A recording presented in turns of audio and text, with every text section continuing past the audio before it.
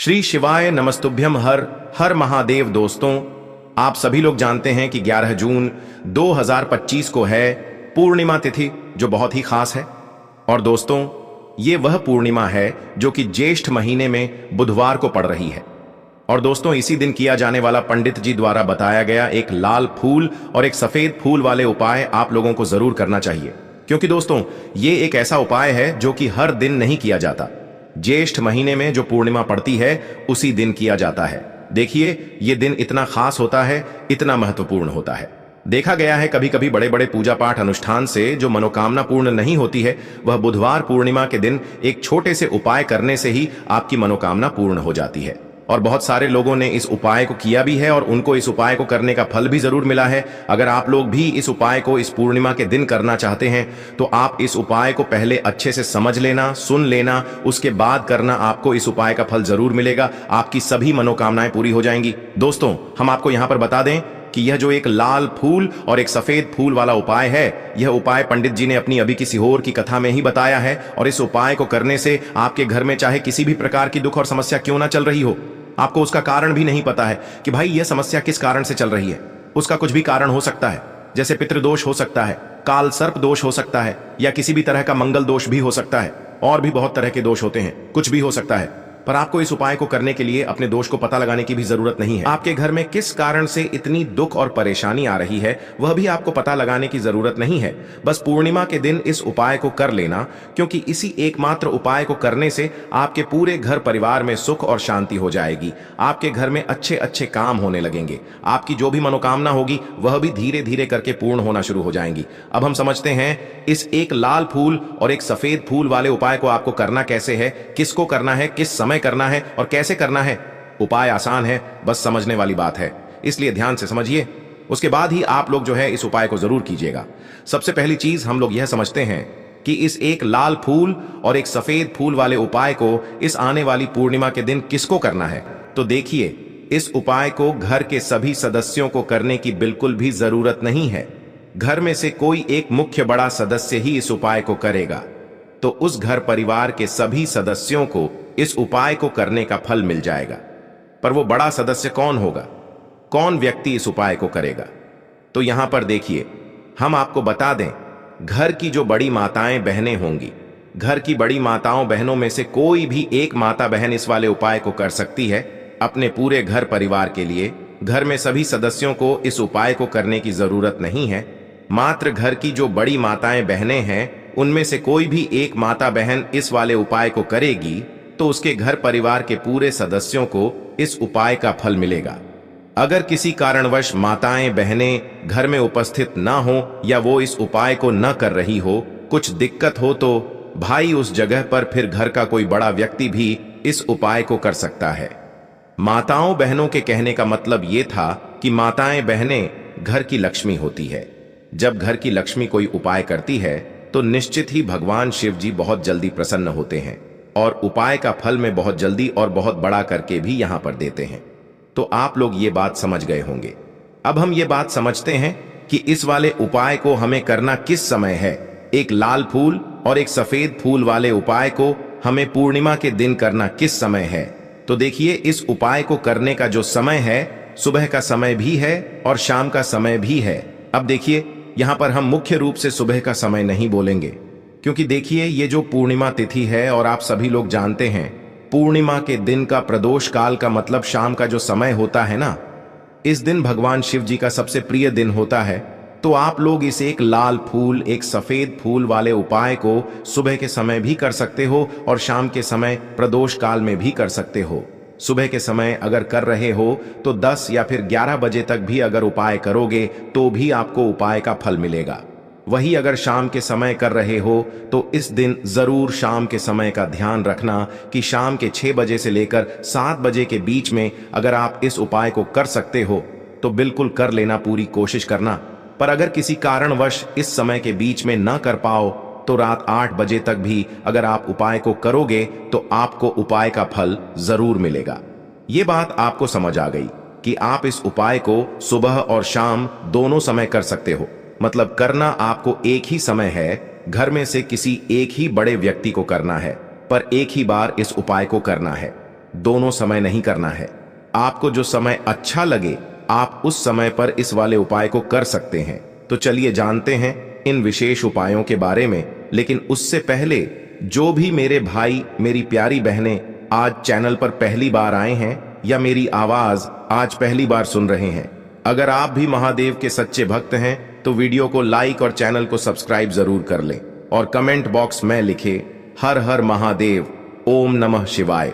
देखो, अब सबसे महत्वपूर्ण बात आती है कि इस उपाय को हमें करना किस लिए है। जैसा कि हमने अभी आपसे बोला कि इस उपाय को करने के बाद आपके जीवन में बहुत सारी खुशियां आएंगी, आपकी मनोकामनाएं पूर्ण होंगी, आपकी धन की समस्या दूर होगी, आपकी पैसों की समस्या दूर होगी। अब देखिए, अगर आप लोग सोच रहे हो कि भाई हमें अपना घर बनाना है पर घर बनाने के लिए पैसा नहीं है, हमें गाड़ी लेना है पर गाड़ी लेने के लिए पैसा नहीं है, हमें जमीन लेना है पर जमीन लेने के लिए पैसों की कमी पड़ी डीडीएच रही है। अगर ऐसी ही दिक्कत, परेशानी या किसी भी तरह की धन से जुड़ी हुई समस्या या पैसों से जुड़ी हुई समस्या अगर आपके जीवन में चल रही है तो यह उपाय निश्चित ही आपके जीवन में बहुत सारे फल लाकर दे सकता है। इसीलिए अगर आपके घर में बहुत ज्यादा दिक्कत, समस्या, परेशानी चल रही है, धन से जुड़ी हुई, पैसों से जुड़ी हुई, धन की बहुत ज्यादा कमी आ रही है, पैसों की बिल्कुल आवक नहीं हो रही है, तो भाई आप लोगों को इस वाले उपाय को जरूर करना चाहिए। घर में से किसी एक भी बड़े व्यक्ति को। अब इस उपाय में करना क्या है, वो सबसे पहले हम लोग जान लेते हैं उपाय की सामग्री। हम लोग सबसे पहले जानते हैं कि इस उपाय में किस किस चीज की आवश्यकता पड़ेगी। तो देखिए, उपाय का नाम तो एक लाल फूल और एक सफेद फूल वाला उपाय है, पर इस उपाय में कुल मिलाकर 4 सामग्री हमें लगने वाली है, जो कि पंडित जी ने खुद सीहोर वाली कथा में बताया है। और जो हम आपको उपाय बताते हैं वो पंडित जी द्वारा बताए गए होते हैं, अलग से हम कुछ भी नहीं बताते हैं। तो यहां पर हम लोग समझते हैं कि इस उपाय की सामग्री क्या है।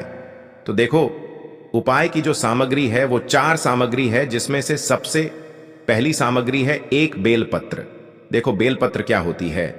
बेलपत्र जो शिव की शिवलिंग पर चढ़ती है। दूसरी चीज है एक शमी पत्र, शमी पत्र वो जो शिवलिंग पर ही चढ़ता है। तीसरी चीज है दोस्तों एक लाल फूल, जो उपाय का नाम है।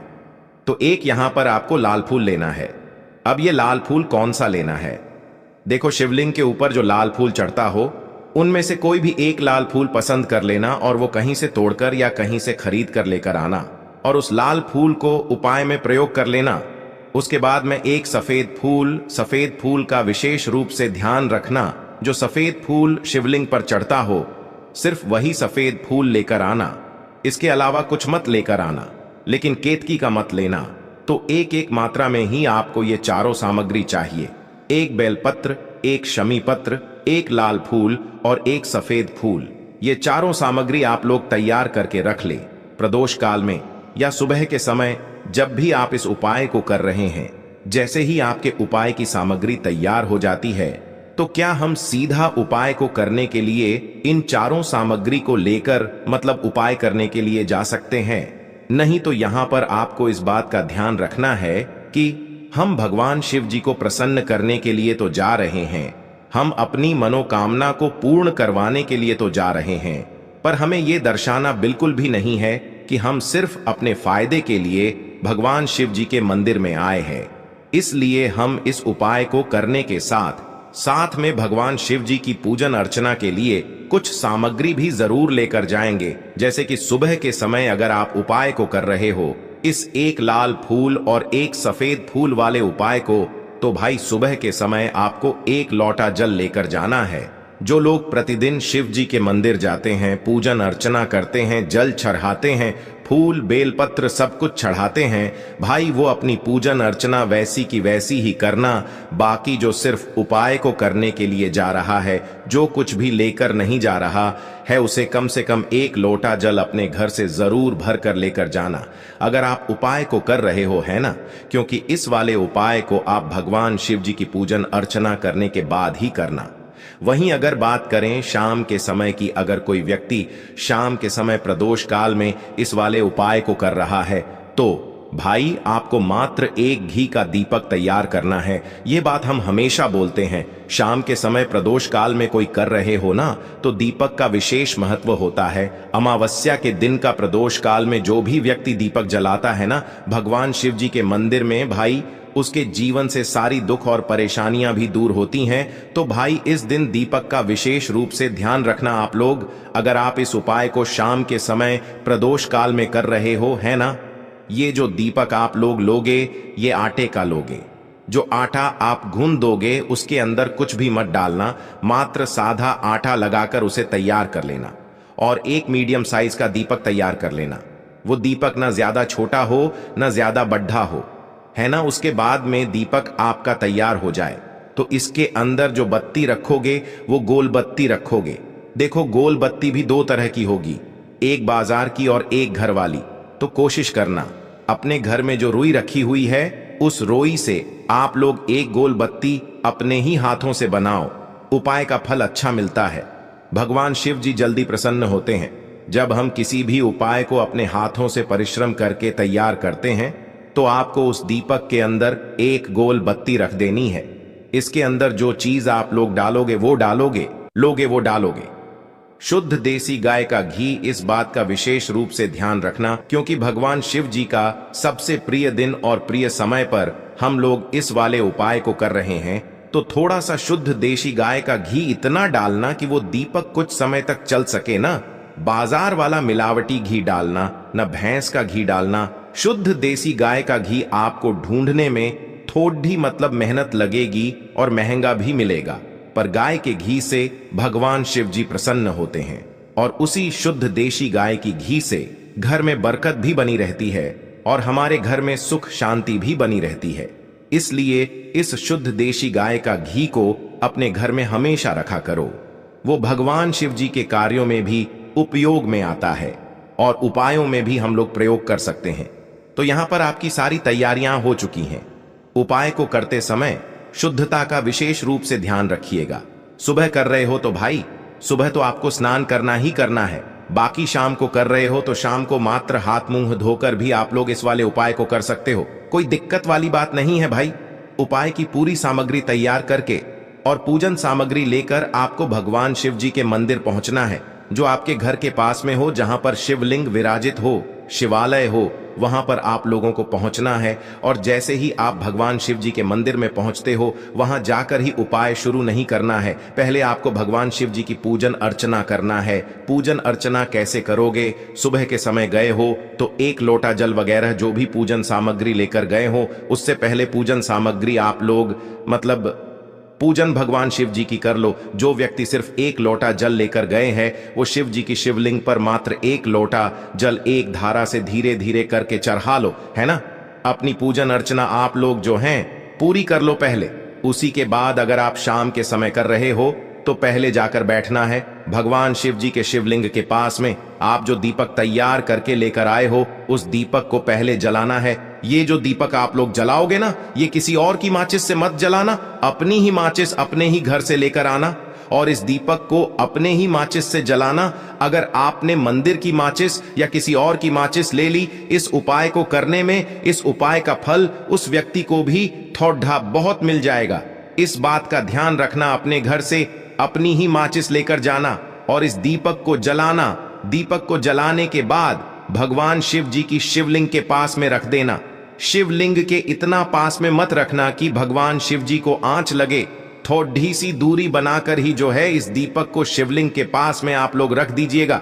अब जैसे ही आपकी पूजन अर्चना हो जाती है भगवान शिव जी के शिवलिंग के सामने या आसपास कहीं पर भी बैठ जाइए उपाय को करने के लिए। और उपाय को करने से पहले आप लोग अपनी वह चारों पूजन सामग्री निकाल लीजिए। उपाय की जो सामग्री है वो निकाल लीजिए और भगवान शिव जी के शिवलिंग के ऊपर एक माता अशोक सुंदरी जी का स्थान देख लीजिए। माता अशोक सुंदर जी का जो स्थान होता है वो जलाधारी के ऊपर होता है, जलाधारी के बिल्कुल बीचों बीच में होता है।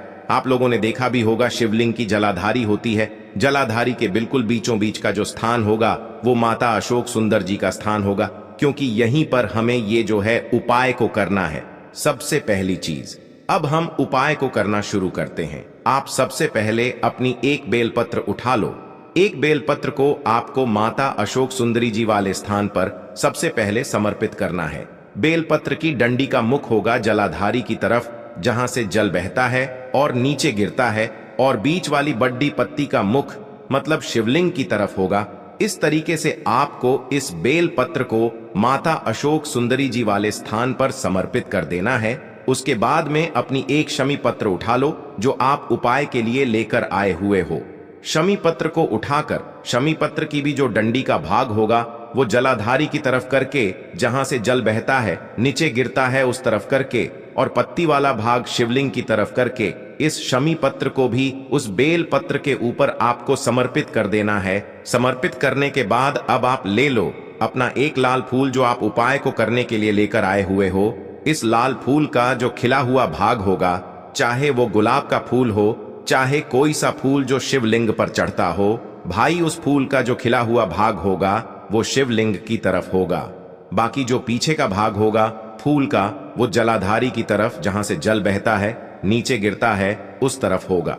और आखिरी में आपका जो एक सफेद फूल बचा हुआ है, इस सफेद फूल को भी आपको लेना है, और सफेद फूल का जो खिला हुआ भाग होगा वो शिवलिंग की तरफ होगा, जहां पर शिवलिंग रखा हुआ है उस तरफ होगा, और डंडी का भाग जलाधारी के पीछे की तरफ हो जाएगा।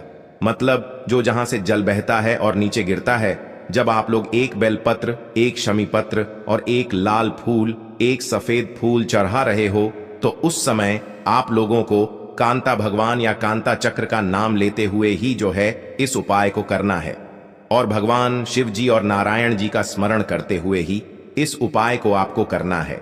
तो जब भी आप एक बेल पत्र, एक शमी पत्र, एक लाल फूल और एक कमी हो रही है, जो भी दुख और समस्या परेशानी चल रही हो, आपको अपनी वह दुख और परेशानी जो है भगवान शिव जी से उपाय को पूरा करने के बाद वहीं पर पास में बैठकर बोल देना है। हाथ जोड़ के आंखें बंद करके अपनी परेशानी और श्री शिवाय नमस्तुभ्यम का जाप करना है। दोस्तों, आज हमने इस वीडियो में कुछ उपाय बताए हैं जो आपको करने हैं।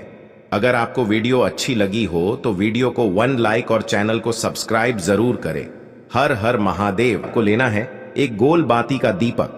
आप चाहें तो मिट्टी का ले सकते हैं या फिर घर से शुद्ध आटा मढ़कर उसका दीपक आप तैयार कर सकते हैं। इसके बाद आपको लेना है शुद्ध गाय का घी। अगर वो नहीं है तो कोई भी देसी घी इस्तेमाल कर सकते हैं, जिससे आपको दीपक प्रज्वलित करना है।